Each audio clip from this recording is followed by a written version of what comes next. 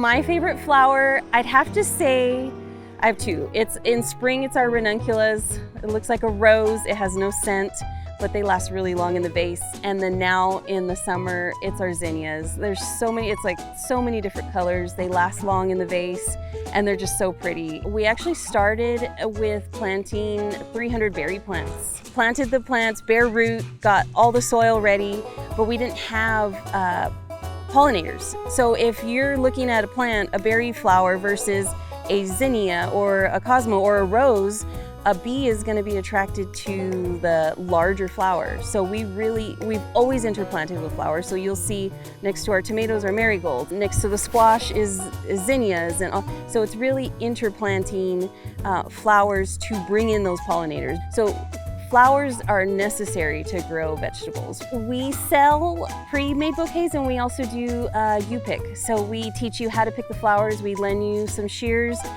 we show you kind of, if you need more help, we'll even help you arrange. But we're open for flower picking until we get our first frost.